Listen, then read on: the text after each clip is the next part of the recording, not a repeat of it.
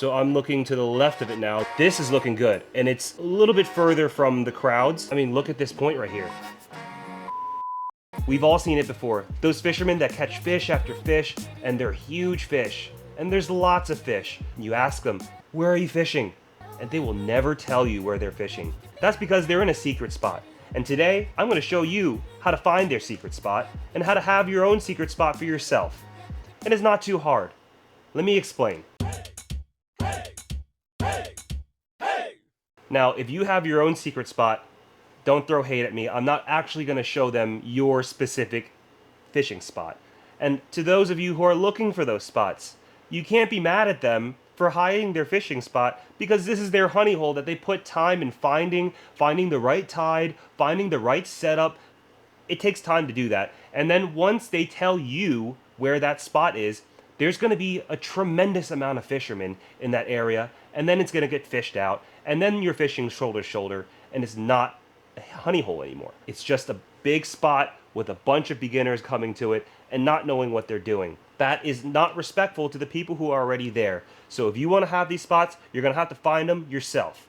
But luckily, you have us. We're going to show you how to find these spots, and it's pretty simple. It will require you to go out and try and see if it actually is a good spot or not. But it's going to be trial and error until you find that spot, and then you're going to be on the fish almost every time you go out. This is the #1 question that we get on our emails, on our comments, on any time people are reaching out to us. They always want to know, what is the pinpoint location that you're fishing at? I can't find any myself. I want to fish where you're fishing. I can't share that with you guys. I'm sorry, but I can do this for you. I'm going to show you how I find all of my secret spots, and then I'm going to show you how to find it in your own state. And this is a method that I use anytime I go to a new place. This is what I personally do myself. And we're always traveling to new locations, but we always seem to find fish. And it's because I use this method. It is not too hard, and let's get into it. So in the beginning, when I first started fishing, finding these spots were really challenging because our technology wasn't as good as it is today. Luckily, we have good technology today, and it makes it even easier in this modern day situation. But back then, I was just looking on Google Maps and just finding spots that looked kind of fishy and intuitively just going there and trying it, using word of mouth, trying to talk to other anglers in popular locations and seeing insight, talking to tackle shops. That sometimes works. Most of the time, meh. It's hard to find a secret spot. It's hard to find a honey hole that you have all to yourself. But now we have what's called chat, AI, ChatGPT. It's wonderful, and it's very helpful in helping you just get started on finding where some of these spots are. So my process here is, first of all, I'm going to take a look at Google Maps, and let's start in Texas, yeah? So I'm looking at Texas right now. The #1 thing I'm looking for when I'm fishing is water flow and inlets, bridges. These are things that are almost always fishy for me. When I find these spots, I'll zoom into it on the map and I'll see where is the public access. If it's like a public park, it's probably not going to be a honey hole. You can bet that it's not going to be a honey hole because everyone can park there, everyone can fish there. Hey, but that might mean that it's a really fishy place. So I don't discredit that. But if we're looking for a secret place, I'm going to look elsewhere. But let's start here in Texas, right? I'm looking at around the Houston area. There's a place called Galveston. Immediately, I see a place called Seawolf Park, and it's right at the inlet. That tells me this is probably a fishy place. So I'm going to zoom into Seawolf Park here. There's a fishing pier on it. It's right at the mouth of the inlet. I'm going to bet that that's a good location to fish right off the bat. Now, why do I pick inlets? Inlets is where the ocean flows into the back bays and the inshore areas. It's a big highway for big fish to move in from the ocean. Not just big fish, but bait. Bait moves in and flows through during an incoming tide. So when you're at an inlet here, here's the ocean, the bait gets flooded in during an incoming tide, and then the bait gets pushed out during an outgoing tide. So this is a big highway for bait fish to move in and out. Where there's bait fish moving in and out, there's big fish waiting to eat them. Bridges. Bridges are a great place for having ambush points. Bridges have these pillars that go up, right? And when the tide moves in, the pillar right here has an eddy behind it, meaning the water moves slower. It just starts to swirl around there, but it's moving really fast, pushing onto this. So things aren't going to be really hanging around the front of it. Big predators are going to be waiting behind the eddies, behind the pillars, waiting for baitfish to get pushed to the side of it, and then attack. So bridges are always a really great spot for me to try because it provides just man-made structure for big fish to hide behind and ambush fish that are moving in and moving out. So we're looking for inlets because all the bait fish move in and out through this highway. And we're looking for bridges. And the best situation, I think, for the most fishy spots is a bridge right at an inlet. So we know that they have places to hide behind the pillars, and I'll just cast behind there and I'll catch fish just because there's a lot of bait moving through and there's a lot of water moving through. Moving water means moving bait, means big fish following. Those are things that you need to remember. So before I get into actually how to finding these spots, these are things that you must know, and that's what you're looking for. If you're on a treasure hunt, that's the treasure right there. Look for that. Look for spots like that. Okay, so let's go back to Texas here. Okay, so I'm looking at Seawolf Park here. Galveston Fishing Pier. I'm willing to bet that Seawolf Park is probably a good place to fish. And then here's Fort San Jacinto Historic Point. That also looks like it could be a good spot because it's right at the mouth of it. And then I'm moving towards East End Lagoon Nature Preserve.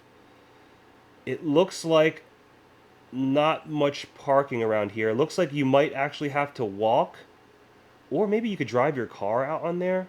To find these honey holes, I'm looking for a place that there's no public parking. It's very limited public parking, so not everyone and their families can just park there and walk out and have a beach day and go swimming and hang out on the beach, because swimmers means scaring fish away. So I'm looking for a place that's a little bit more remote. So find a place that doesn't have public parking, and find a place that you might even have to walk a little bit to get there. Because most fishermen, they're lazy. They don't want to walk that far. They don't want to have to go out far and explore. But if you can find a place where you have to walk a little bit, and I'm thinking maybe even this East End Lagoon area, parking somewhere around Fort San Jacinto Historic Point, parking there, and then walking a mile or two down to the right. And I'm just completely guessing right now. This is how I research. I'm just looking right now. And it looks like there's some surf here, meaning there might be some structure under here, some troughs that fish are moving through. I would be inclined to look around here. Maybe even walking all the way up to this point called Big Reef right here. That's right at the mouth of the inlet. And there's a jetty right there. Okay, this is looking like a pretty fishy spot right here. I would recommend fishing at Big Reef Point right there. Oh, but wait. There's a area right here called East Beach. Looks like you might even be able to drive out on there. So it could be a little populated, but I still think Big Reef area could be a good area right there. Now I'm going to go here on ChatGPT to see what Chat has to say about it. So I'm looking at Seawolf Park and the Big Reef Point in Texas. What kind of fish are running here? And is it a top tier location to try fishing for the first time? Also, I'll ask, how populated is it? Is it shoulder to shoulder fishing? Now Chat's thinking. And now ChatGPT is a program that is very intelligent. It takes data from all over the internet, from forums, from Facebook, from anytime people are talking about Seawolf Park or the things that I'm talking about. It's going to pull all that data, condense it into a summary, and give me a little report about it. This is a great way to start. So I'm reading, what fish are running at the Seawolf Park and the Big Reef Point? Sand trout, speckled trout, gaff-top sail catfish, drum, and flounder. And this is pulling from a website called Texas Parks and Wildlife. Notably, recent anglers' accounts mentioning that some have caught a golden bull redfish at Seawolf Park, suggesting the potential for exciting, sizable catches. Is this a good spot for first-time anglers? Yes, Seawolf Park is often praised as a great introduction to fishing, family-friendly, well-maintained facilities, picnic spots. Crowd levels, though. Crowds can vary. One visitor noted arriving around 9:30 on a Saturday. It was not overly crowded. There were still some areas to fish. The advice, particularly for anglers, is to arrive early in the morning and secure a good spot because it'll fill up in the day. So it doesn't really seem like a place that I personally want to go because there's so many people there. But if there's plenty of fish, sometimes it's just worth it to go. Let's look up a place that maybe is more secluded but is still top tier for fishing. I'm going to ask chat that. Where is a fishing spot but more remote? See, it's searching Facebook right now. It's searching all these different sites. Padre Islands National Seashore, pins. Why is it special? Because it stretches nearly 70 pristine miles along the Gulf. It's at an underdeveloped barrier island, and it offers solitude and top-tier surfing and bay fishing. What you'll catch? Whiting, pompano, red drum, spotted sea trout, Spanish mackerel, flounder, jack crevalle, several shark species. Crowd level is remote and quiet, especially deeper into the beach. Four-wheel drive is recommended past a few miles. And then there's Baffin Bay, Alazan Bay, located south of Corpus Christi, offers off-the-beaten-path inshore fishing and plenty of honey holes for redfish, speckled trout, and flounder. So Alazan Bay, let's look at that. Give me exact pinpoints. Okay, let's just see what that does. And the more specific you are with chat, the more specific it'll be with you. So if you're looking for, I want a remote place that has surf that's not too big and opportunity for lots of fish rather than one big fish, you can ask it that too.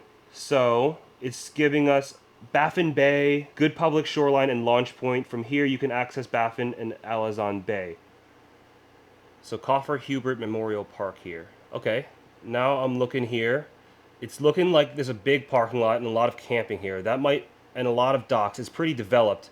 So I'm looking to the left of it now. There's a big point right here under a bridge. See this pinpoint under this bridge right here? This is looking good.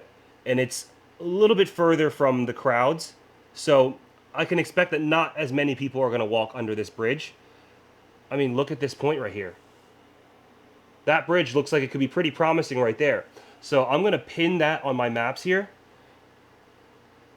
And I think that could be a great place to try during an incoming tide. Now, I could be wrong, but this looks pretty fishy to me. Let's see how close it is to an inlet.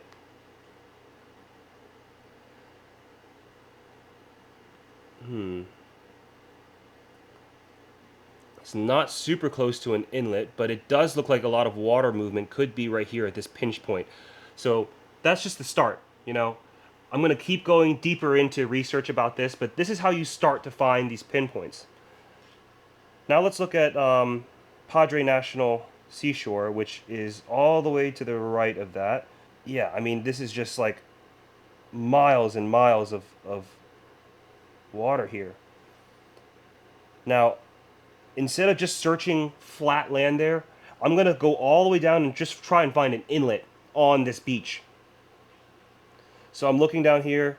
All the way at the bottom of South Padre Island is an inlet right here. South Padre Island jetties. But it looks like there's a lot of development there. So I'm going to maybe try and find an area with less development. There we go. On the other side of it. Del Mar Beach.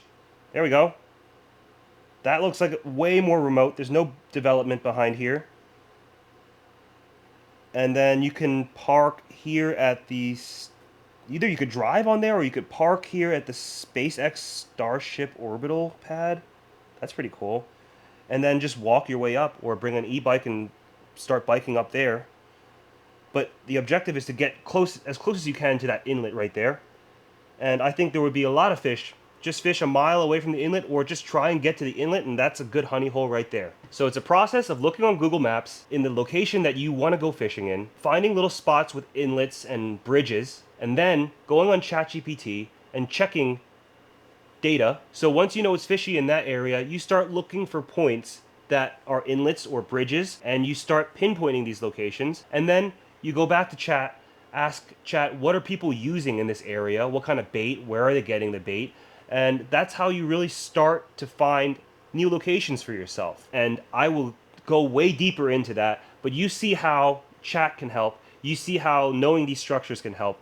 But the last thing you have to do, that is the absolute most crucial part, is you have to go there and put in the time. I always find like a low incoming tide is always the best time to scout, because at a low tide you can see all the structure. And as the tide comes in, the bait gets pushed in. So go to these new spots at a low incoming tide and just give it a try. Spend 5-6 hours there watching the tide come in. And if it sucks, but you really think that it could be fishy, maybe you see fish jumping everywhere, you just couldn't catch it, go back and try again. If you're not feeling that spot, you don't like the vibe, you don't like that area, do the same process again. And now you see why it's so important for people who catch a lot of fish to protect their spots, because they put in so much time and effort to actually find these spots, find the fish, find how to do it, that imagine like having something nice and remote and quiet and peaceful, and then a month later, wait, why is there so many people here tangling up my lines? So I want to encourage you to go out and try finding your own spots yourself. Let's go to another state. Let's say you're from California, right? Let's say you're from Southern Cali, okay? So I'm about to go to California myself. I'm going to be fishing in like the San Diego area, and I did this exact same research myself. I'm going to actually just start on chat right away. I'm going to do SoCal top tier fishing spots that are almost guaranteed catch. And I want it a little bit more remote and away from crowds. All right, so Channel Islands adjacent, near but limited regulation.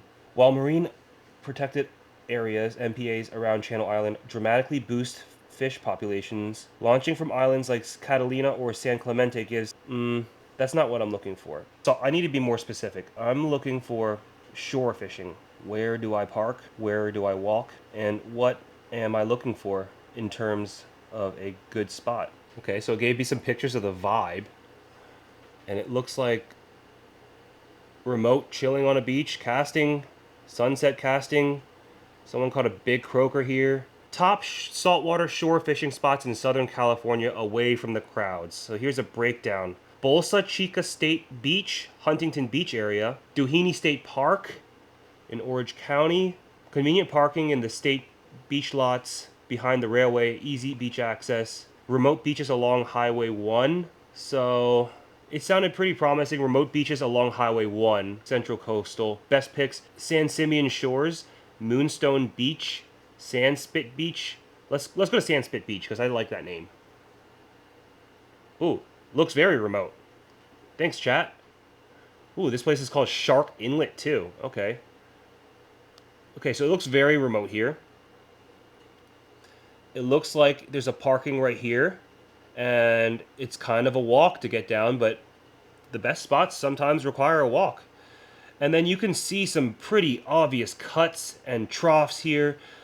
I would start right here. I'm going to start right here. Walk down here, fish these troughs right here. It's right on the coastline. It's like probably a mile away from the inlet right here, which is called... What inlet is this? I don't know what inlet it is, but there's an inlet like a mile south of it. So if I walked up towards that inlet, I'm sure that there's going to be some fish around there. Yeah, I'll call that my first spot. Now I'm going to go back to chat. Sandspit Beach. Is this a top tier spot? What is the most available fish? What bait should I get? And describe what I need to bring. Okay, Sandspit is a long, undeveloped stretch of beach across Morro Bay Harbor entrance. Is known for its beauty, light crowds, and good surf fishing opportunities. Is remote, productive, and unpressured. I like that. Barred surf perch is the main target, pretty much guaranteed year-round. California halibut, late spring through fall. Corbina and croaker, leopard shark and bat rays. Baits, sand crabs, sandworms, cut anchovy, soft plastics. It tells you what to bring and how to fish it. You're going to look for structure, find dark water channels running parallel to the beach or sandbars. They hold perch and halibut. Fish moving water. I mean, same thing every spot I go to. It's all the same stuff. Moving water, bait, it's close to the inlet. That's how you start finding spots for yourself, is just doing your own research. But I understand it's not easy to do your own research. This is the easiest way that I've found to actually find these spots. It's utilizing chat. It's utilizing looking at different forums, looking at the features of the beach on Google Maps. And then the most important part is, like I said, is just going to the spot and giving it a half-day try. The best case scenario is you catch a ton of fish, you found a new spot that you can fish for the whole year, and it's nice and private for yourself. Worst case scenario, back to the drawing boards, try a new spot. But it's Chad is saying this is a top tier destination to try, so maybe it's not try a whole new spot back to the drawing board. Maybe it's go back to that spot, just find a different location within that spot. Maybe you just didn't find the hole last time. That's why going at a low tide is a great opportunity, because you can see all the holes. You can see when all the water's out, where are these fish hiding, so that when you come back and the tide is up higher, you know where to cast. Anyways, I hope this was helpful. This is something that I've been trying to answer for people for a long time, but just typing this out and emailing it back to people is very difficult, so I'm glad I was actually able to sit down, take a second off of fishing, and make this video to share with you guys how to find more fish yourself. And if you need even more help from fishing, our channel is perfect for that. We just want to make it simple for everyone to get out there and start catching fish. And we have tons and tons of products that are just very essential that you need to bring every time you go fishing. Check out our store, HeySkipperOfficial.com. We've got wonderful travel rods, we've got awesome pre-tied rigs, and all these different things work really well everywhere I travel. And I hope that they can help you simplify your trip and just make things a little less confusing so you can get out there and just start catching fish.